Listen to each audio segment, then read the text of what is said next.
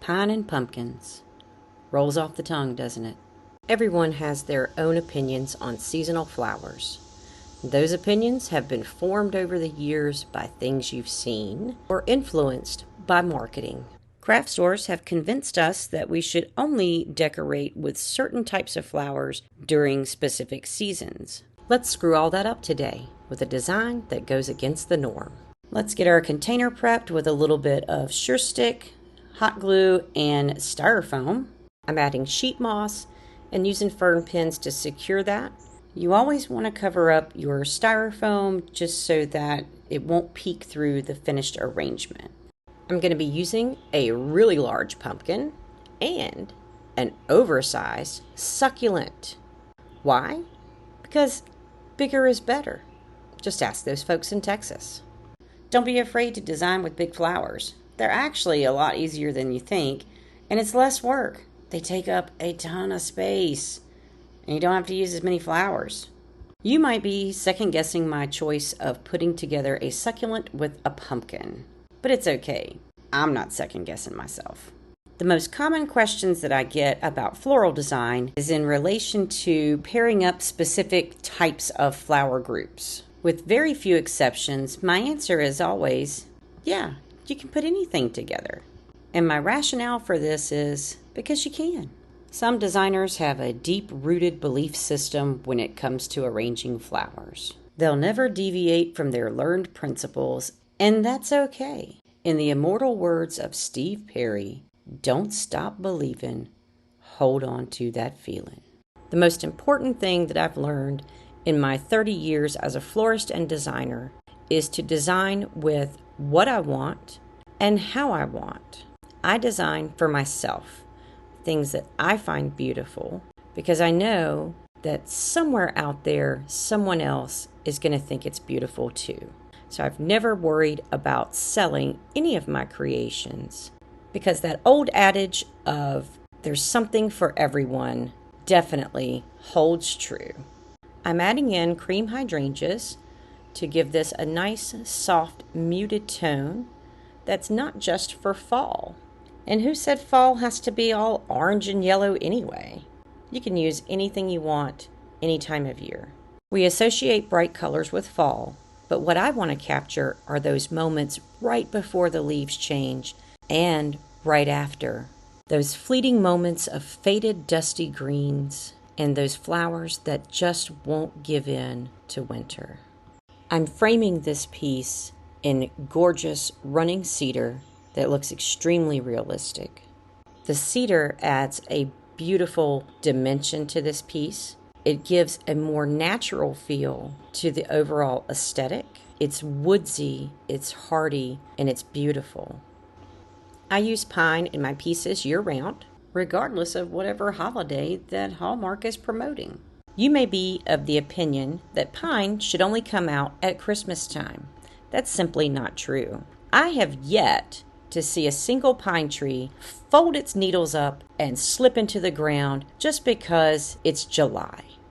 Pine trees are our lifeline during the winter months. The only bit of green that you see in a stark, cold, desolate-looking landscape, when all the other trees have shed their leaves, pine trees will always be there for you with the promise of renewal and spring. Let's take a quick deviation from my ode to pine to show you this beautiful little bush of greenery. This is my favorite bush of greens aside from pine, and I use it in a lot of my pieces. It's available on my website under the By the Stem collection on CrestedPerch.com. Let's get back to my love affair with pine. The reason that I use pine all year round is because it is an anchor green. And what I mean by that is, since it's available and profusely growing all year round, it is an anchor for everything.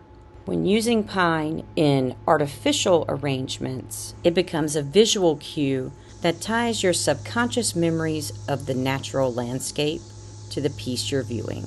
This lens to ultra realism using artificial florals. Now you know that florists manipulate your subconscious memories and emotions with flowers.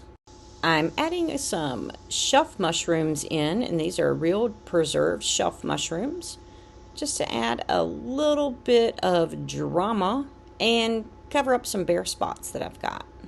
I'm filling in the remaining holes that are visible with a little bit of eucalyptus. These are silver dollar eucalyptus greens, and also some seeds. I love to use seeds in my pieces because, again, those give you that natural feel and add a different type of texture to the piece. Makes it all a little bit more cohesive and brings it all together. If you're wondering what this little gadget is that I'm using on the ends of my stems, it's called a steel picks machine. And florists use those to put a little serrated steel pick on the ends to help the flowers go down into the foam and help them stay there.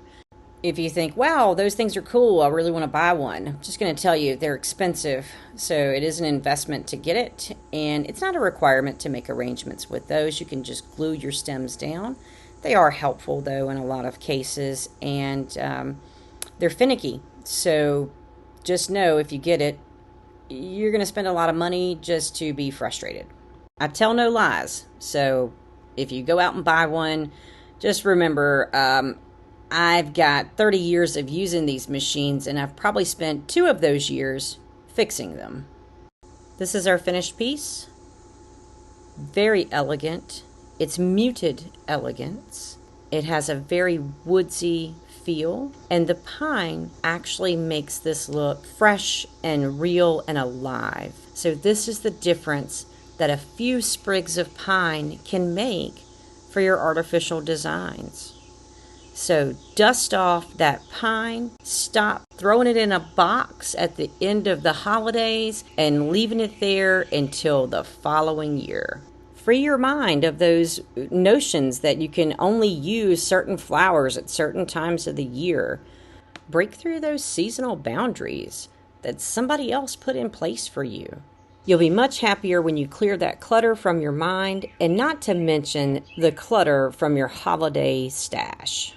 Fully staged pictures of this beautiful piece are coming up at the end of this video, so make sure you keep watching.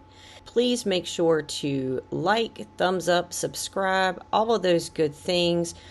It's free to click those buttons, and it honestly encourages me to continue creating more content as long as I know someone is enjoying it.